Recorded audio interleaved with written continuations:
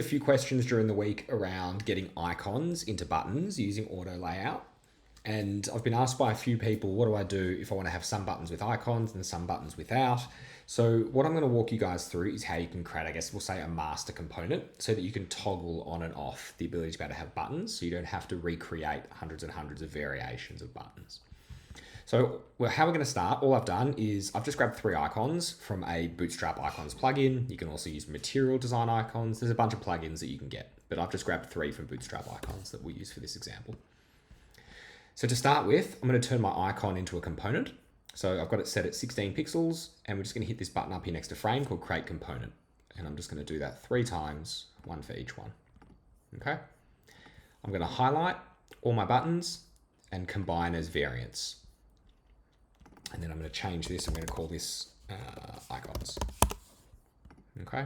I like to keep my layers nice and clean and well labeled, because as we start to build out a design system, and we're going to end up with lots of different layers and lots of different elements, and I want to make sure we're keeping things nice and tidy. So we're going to start off with, I'm just going to hit Option and just drag this out. And now we're using this particular arrow. You can see when I click on it, up here, we've got this thing called Property. So what I actually want to do to keep things nice and clean first, I'm going to click on the icons layer, and we can see property here. I'm going to hit the settings cog, and we're actually going to call this icons. And then underneath, you can see all the different values. So as I hover over, you can see each one being selected. So they're just the labels. So you can relabel them if you want to. I'm going to keep them as they are. And now when I click on this icon, we can see I've got icons, and I've got this drop down. And as I select from my drop down, so this is essentially you plugging all these in together and just making it nice and easy for Figma to be able to play those back to you. We're going to grab some text. We're going to call this button and label. Now, what we want to do is we want to tighten up our text with auto layout. So the first thing I'm going to do is I'm going to select align to the top. And under layout here, we're going to have this option called auto width. And what auto width is going to do is it's going to snap that sort of text bounding box back together again. So if I drag that out just to show you. Okay, there we go. So now I've got an icon and a piece of text. So I'm going to roughly put those together, highlight both of them, Shift A for auto layout. And we can now see that's created a frame. We've got our icon variable here and our piece of text here. And in between, you can see there's a 5 pixel gap. So I'm just going to set that to 4 pixel. I like using even numbers. And I want to put a color behind it. So I'm going to hit Shift A again, and you can see that creates another frame. So we've actually now got auto layout within auto layout. I'm going to hit Fill. And we're just going to select a color. For now, for this example, we're just going to use this particular color. Maybe we'll put a corner radius around it. So we've got 8 pixel. Okay.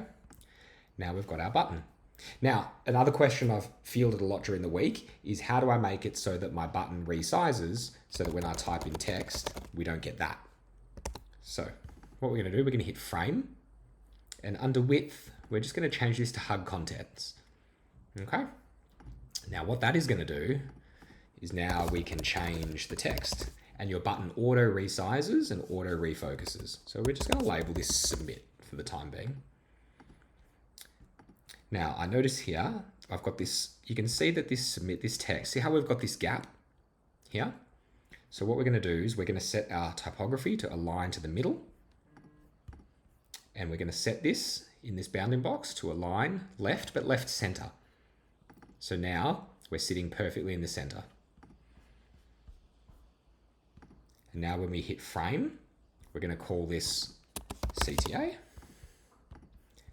And we're going to turn this into a component. So now we've got our component button sitting inside our auto layout, which is the text plus icon, sitting inside auto layout again, which is our main button, and we've labeled it CTA.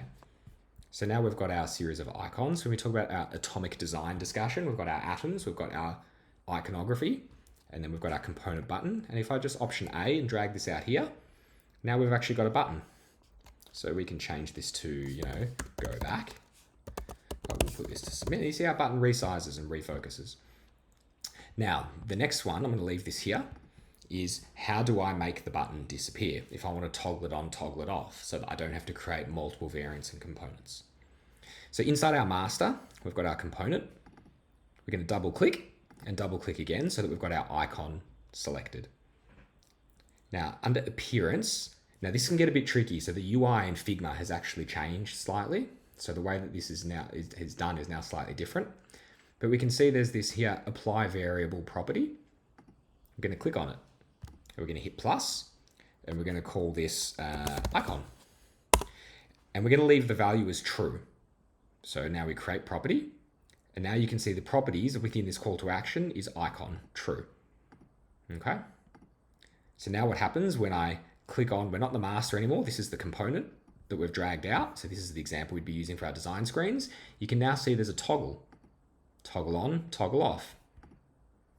There we go. Now we can toggle on and our icon appears. I can double click. I can change the actual cursor if I want to. And then if I click, I can toggle it off and it auto resizes.